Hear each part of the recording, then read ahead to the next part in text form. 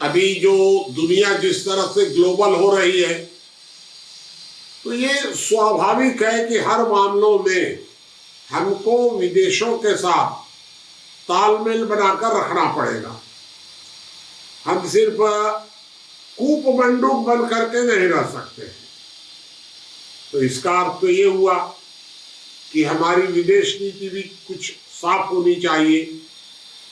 महत्व है, विदेश नीति का बहुत महत्व है, सामान्य महत्व नहीं है। अब अगर हम विचार करें गंभीरता से, तो अभी दुनिया के सामने दो संकट हैं सबसे बड़े। एक है साम्यवाद अर्थात तानाशाही, और दूसरा है इस्लामिक कट्टरवाद, जिसको हम आतंकवाद भी कह सकते हैं। तो एक तरफ है साम्यवादी तानाशाही, दूसरी तरफ है इस्लामिक आतंकवाद।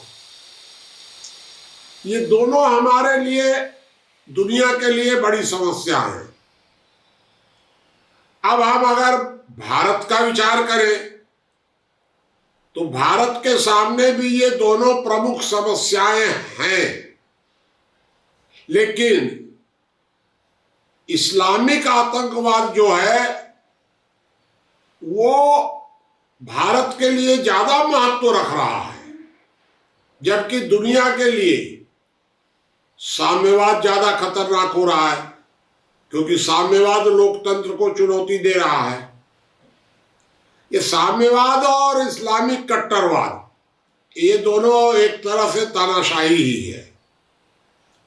तो इन परिस्थितियों में अभी तक अमेरिका ढुलमुल था,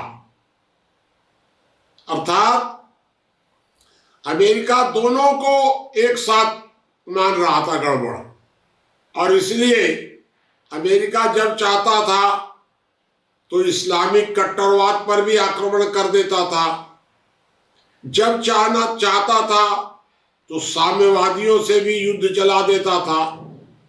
शीत युद्ध भले ही था वो। ये हमेशा अमेरिका दोनों के साथ एक साथ लड़ रहा था, और इसमें अमेरिका कमजोर पड़ रहा था। अब जब से अभी बिडेन आए हैं, इन्होंने साफ साफ अफगानिस्तान छोड़ दिया। लो भाई तुम, तो इस्लामिक कट्टरवाद से इन्होंने लड़ना छोड़कर एक सीधा एक टारगेट कर दिया है चाइना को। ऐसे समय में भारत के सामने संकट पैदा हो गया है कि भारत चाइना को टारगेट बनावे या इस्लामिक कट्टरवाद को बनावे। तो भारत भी धीरे धीरे अब ये एक दिशा में जा रहा है, अर्थात भारत भी अपनी विदेश नीति को इस तरह से अब बदल रहा है कि करीब करीब अमेरिकन ग्रुप में भारत जा रहा है। मेरे हिसाब से तो देखिए, दुनिया की जो बड़ी ताकतें हैं, बड़ी आबादी के हिसाब से, शक्ति के हिसाब से, तो उसमें एक तो अमेरिकन ग्रुप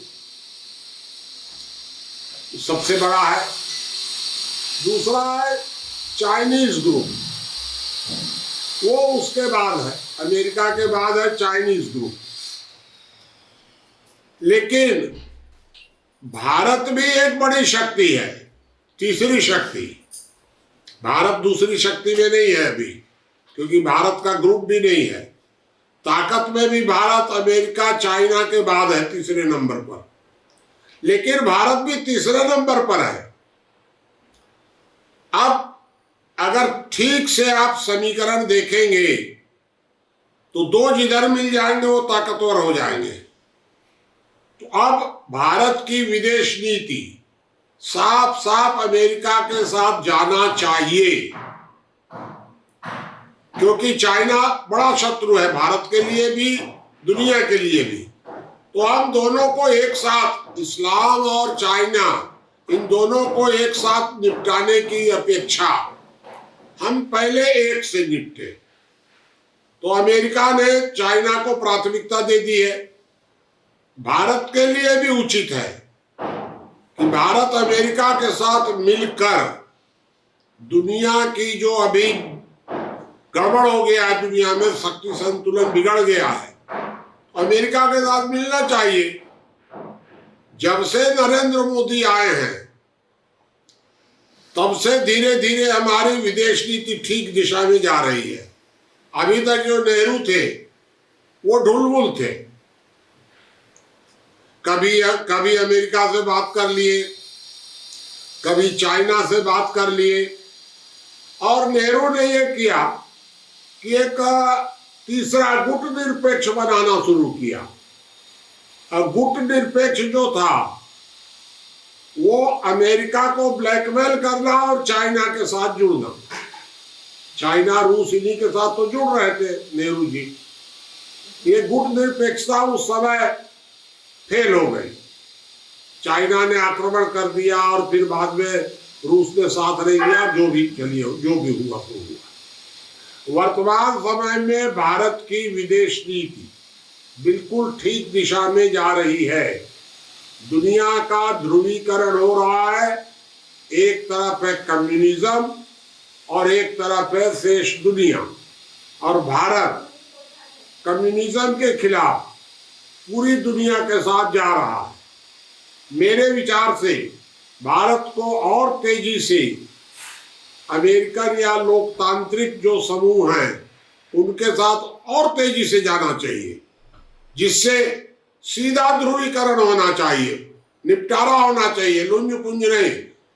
कोई गुट निरपेक्ष नीति बनाने की जरूरत नहीं है।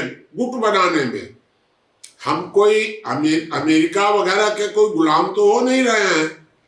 हमारी विदेश नीति तो स्वतंत्र है, लेकिन स्वतंत्रता में भी हमें अगर दो में एक का चुनाव करना है कि हम तानाशाही साम्यवाद और लोकतांत्रिक अमेरिका के बीच, तो हमको अमेरिकन गुट का चयन करना चाहिए। भारत की विदेश नीति बिल्कुल ठीक दिशा में जा रही है, और नरेंद्र मोदी के पहले जो हमारी विदेश नीति थी वह पूरी की पूरी गलत थी। उसको बदलना चाहिए था, बदला गया। ये मेरा आज का आपको संदेश है।